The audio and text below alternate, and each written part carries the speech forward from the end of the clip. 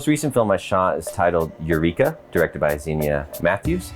And for me, it's a story about liberation, freeing yourself from the confinements that society places upon you.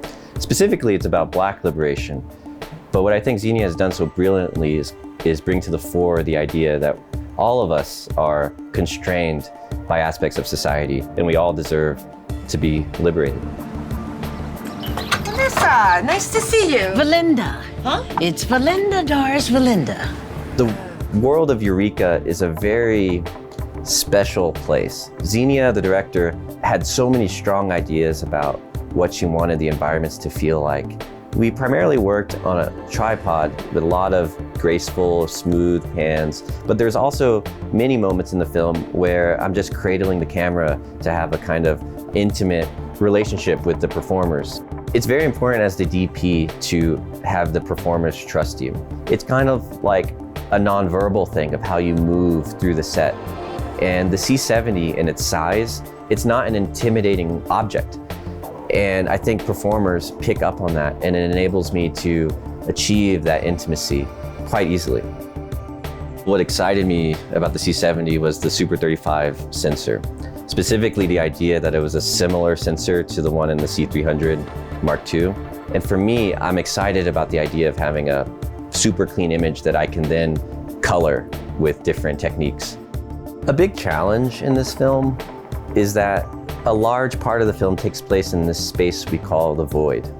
And I remember discussing what this environment is with Xenia, and she was like, okay, I want it to be this infinite black space. But as a DP, it was such a challenge because it's like, as we all know, you need light to shape things, like you need shape. So how do we create something that has shape, but feels shapeless or infinite? And so my favorite shots in the film are in this void space.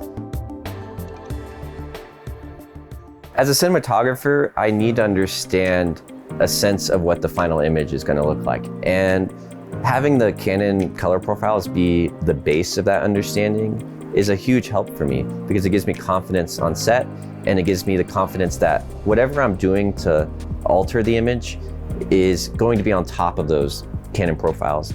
So having the Canon color profiles do the bulk of that work is a big deal for me. One of the great qualities of the C70 is the adaptability that the RF mount provides. It's incredible that you could use a PL mount quite easily, or you can still use your set of EF lenses. The RF mount and its compatibility enables you to use vintage lenses. Honestly, my favorite feature might be the digital IS of the C70, because when you're using vintage glass, there's no image stabilization. And when you're cradling the camera, which is how I like to shoot mostly, the digital IS gives me a peace of mind that I'm not creating a problem in post down the line. It's a beautiful feature. I think the power of film is the ability to give a viewer the opportunity to see themselves in another. That's what storytelling is for me. And so having the equipment to explore that is a really big deal. And having the equipment that is accessible to a lot of people, I think is a very big deal. It excites me to no end that the cameras are getting smaller while preserving their incredible image quality and being so flexible that with this C70 camera, on one day, I can be on a cinema verite shoot at a protest in Columbus, and then 3 days later, I'm in New York City in the studio, and it's the same camera.